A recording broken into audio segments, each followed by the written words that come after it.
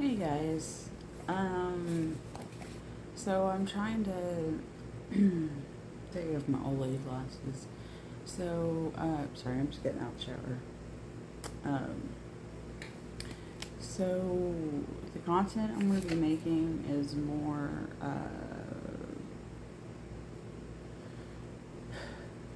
I guess, like it was supposed to be in the beginning, like esoteric. Sorry, my bra's showing, but you know. If you have complaints, tell Facebook. I know you all do anyway. Okay. So, I know in the beginning, my intent was to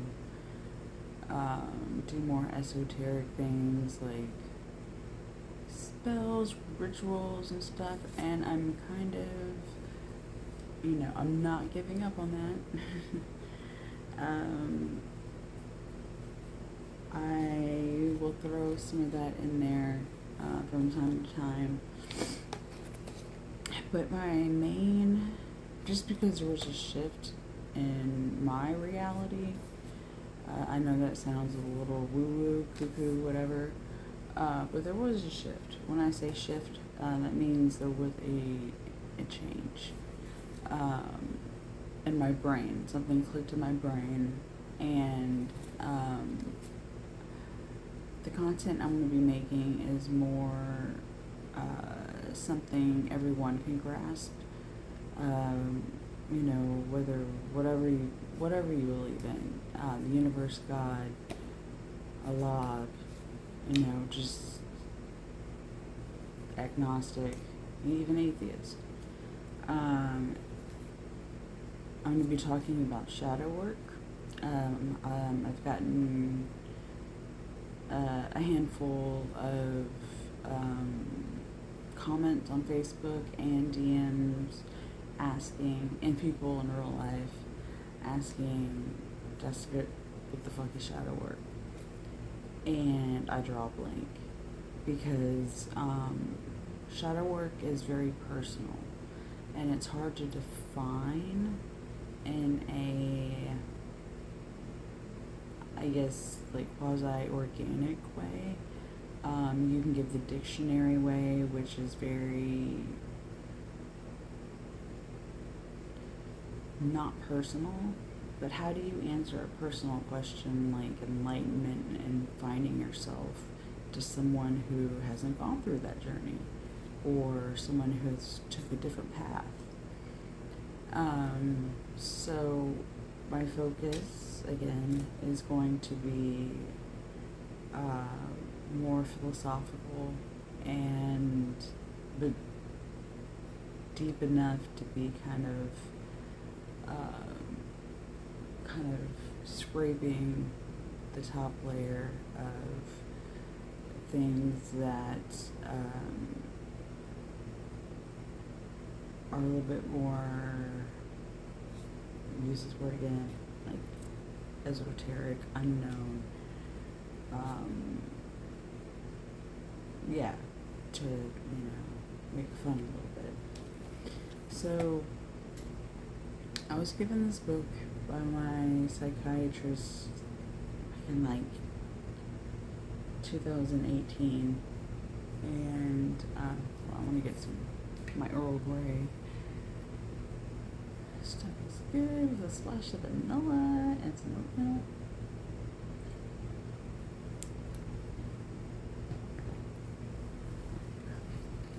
So anyway, it's called The Power of Now. A handful of y'all probably have heard it, quite possibly read it. It's a short little book, but I'm just gonna pick some blurbs from some of these chapters, and I'll read the kind of synopsis. Okay, the power of now has in a short time already been proven in the very spiritual books. Okay, that's not what I wanted. want to read. I wanted to read.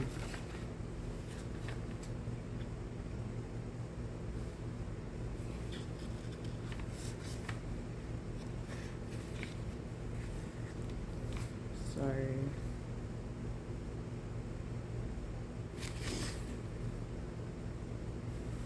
Okay. So this is the introduction by the author. So in a way, I may be kind of biased, but since it was first published in 1997, The Power of Now has already had an impact on the collective consciousness of the planet far beyond anything I could have imagined. It has been translated into 15 languages, and I receive mail from around the globe every day from readers who tell me that their lives have been changed through coming in contact with the contact with the teaching embodied in the book. So that part, I guess, it's kind of biased. Although the effects of the insanity of the egoic mind are still visible everywhere, something new is emerging. Never before have so many people been ready to break out of collective mind patterns that have kept humanity in bondage to suffering since time immemorial. A new state of consciousness is emerging. We have suffered enough. Even at this moment, it is emerging from within you as you hold this book in your hands and read these lines that speak of the possibility of living a liberated life in a more readily accessible format to be used in their daily practice. That request became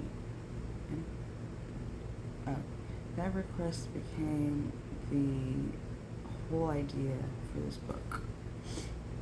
In addition to the exercises and practices, however, this book contains some shorter passages from the original work that can serve as a reminder of some of the ideas and concepts, and could become a primer for incorporating those concepts daily.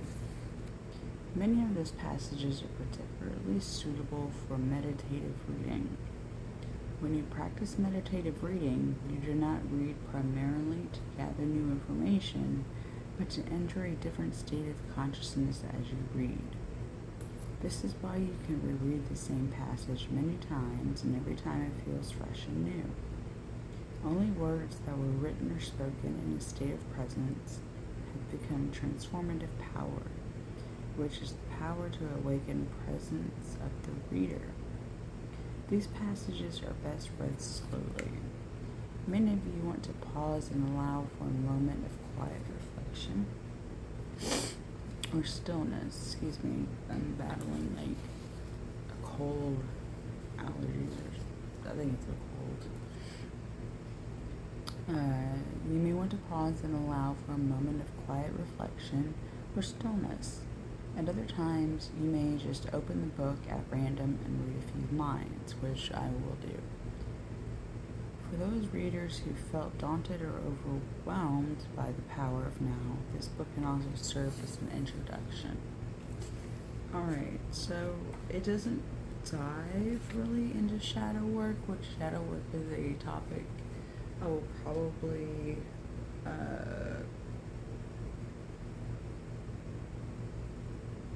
maybe film today. I'm not sure. I just gotta do a little, like, put it into my own words and stuff like that. Okay.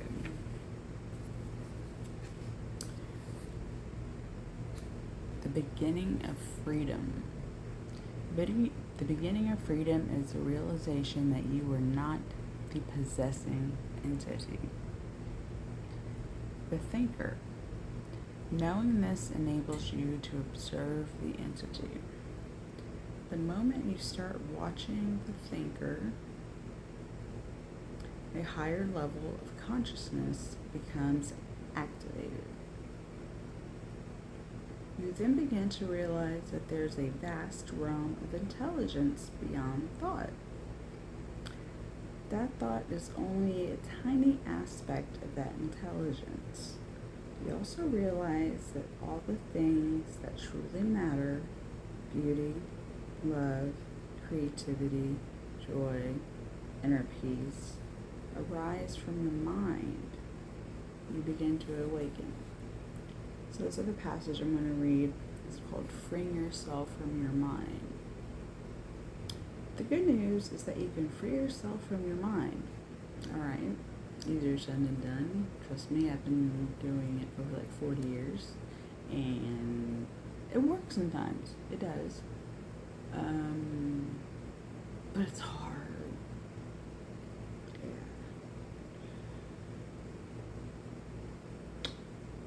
This is the only true liberation. You can take the first step right now. Start listening to the voice inside your head. Unless you have like 20 different voices. Like I have like a million tabs open in my head. That wasn't a poke at schizophrenia or anything like that. I just want to put that on record. Start listening to the voice in your head. As often as you can, pay particular attention to any repetitive thoughts or patterns. Like for me, it's you're not good enough. You're the ugliest person on the planet. People don't like you. You have no friends. People don't listen to you. People interrupt you. I mean, there's so much stuff I can keep going and going and going, but the pattern in my head is secret time here. Whenever someone tells me, even my husband, whenever he tells me, hey, Jessica, he doesn't call me Jess. Like, hey, Jessica, can you not make jewelry on the bed? Because you get wire pieces everywhere or something like that. I always take that as an attack. When someone tells me something that I'm doing wrong, I get defensive. I'm working on that with my therapist and my psychiatrist.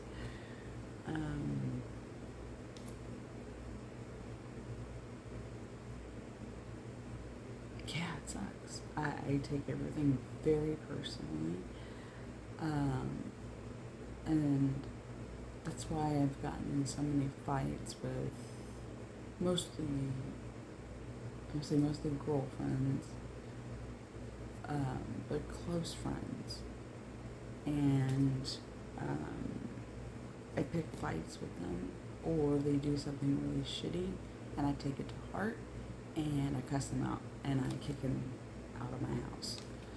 That has happened.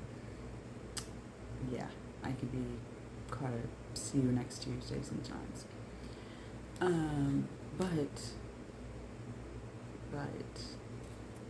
and I'm not just saying this to defend myself, they always started it.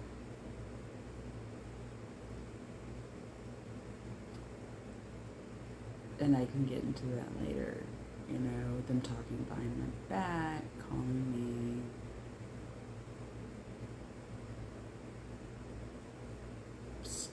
not scatterbrained, I mean, I call myself scatterbrained, but, you know, making fun of my ADHD and my OCD and my anxiety. Public service announcement. OCD is not little, like, oh, I gotta put my lip gloss in the right place. Oh, I'm so OCD. I'm so OCD. No, you're not. OCD derives from anxiety because you don't feel like you have control over your life, so you try to control everything. It's another thing I'm working on because I can be very controlling. Alright, anyway, back to the book. Just a short little tangent because of my ADHD. God. Start listening to the voice in your head as often as you can, but pay particular attention to any repetitive thoughts or patterns. That's why some people rubber bands on their wrist. Whenever they have a negative thought, they snap it. That's a way to kind of train your brain into not having those thoughts. Doesn't work for me. I usually have to punch myself in the face. No, I'm kidding. I don't punch myself in the face. Mine manifests in different ways. Like, I play with my hair a lot.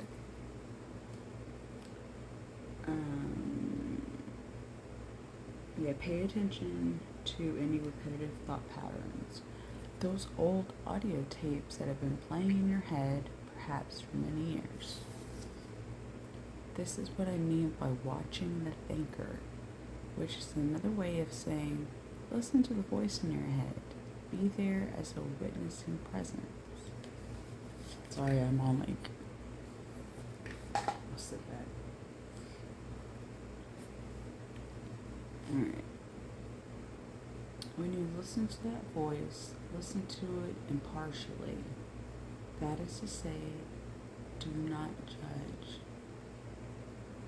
Do not judge or condemn what you hear, for doing so would mean that the same voice has come again through the back door.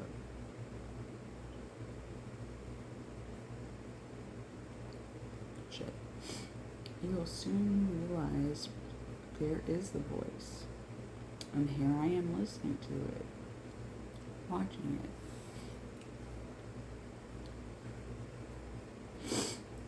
This I am realization, this sense of your own presence, is not a thought. It arises from beyond the mind. So when you listen to a thought, you are aware not only of the thought, but also yourself as the witness of the thought. A new dimension of consciousness has come in. So I'm going to stop right there. Yeah, so whenever you have those thoughts, God, excuse me. Whenever you have those like intrusive thoughts, be a witness to it. Don't let those thoughts suck you in to their world, but just kind of stand there as a watcher, like a peeping Tom, and just observe it. Just observe how absurd it is. Me telling myself again, I'm using myself as an example because it's sharing time. And plus I want to relate to you guys. When I have those thoughts,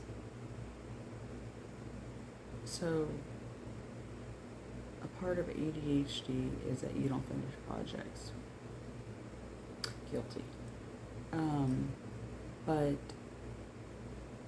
when you have, and I'm throwing all these like,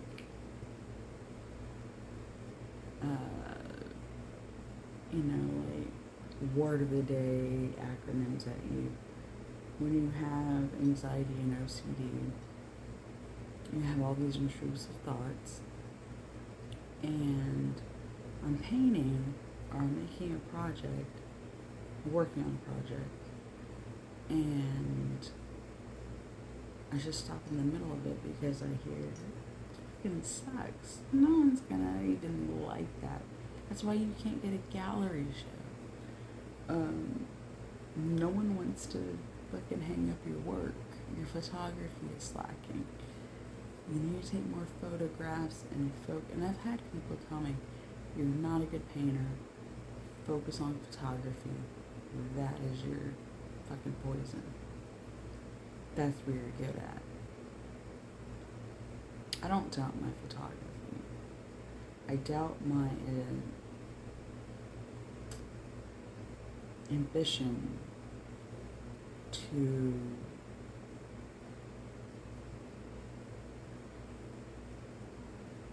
get off my ass and go take pictures. But still, I'm listening to that voice although I know deep inside that I am a decent photographer, the voice is like, why even try? The lighting shitty, you waited too long. You can't just take candid photos of people, it's rude.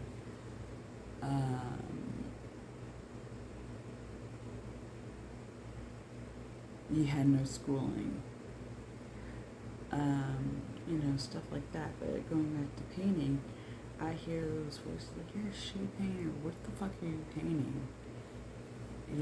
One time my husband, and he was being cute, he meant in a non-confrontational, benign way. So the song, Three Little Birds by Bob Marley, bringing this up again. When I was in the hospital, waiting for a liver, they couldn't find a match, or like you got like a couple of days before you die. And I didn't feel any fear. I was like, it'll be fine. If I die, I already said my goodbyes to the people that matter.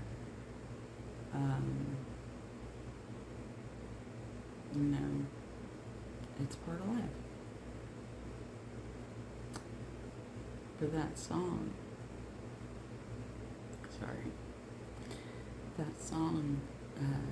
kept coming on, like TV, maybe, I forget.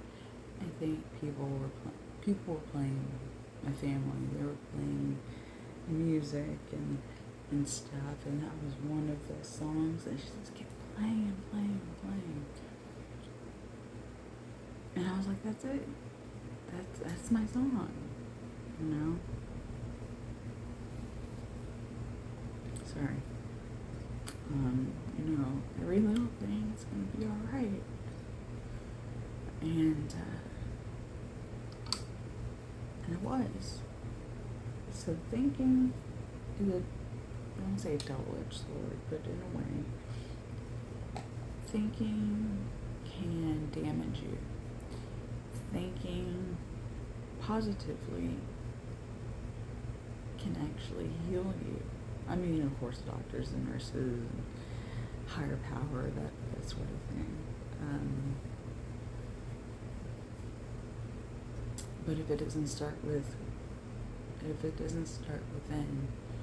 then you're not going to heal. Just like people tell you, like, no, you need to eat better. Not just exercise, personal exercise. You need to eat better. That's because it all starts with that. Thank you for listening to me ramble about this kind of new topic.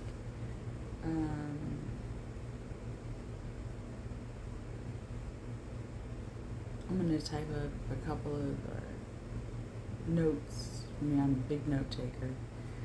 A couple notes for me, so I actually have a script and a lesson. Like I said, shadow work is one of them. Yeah, thank you. And I hope you have a great Friday and a great weekend. All right. Bless you guys.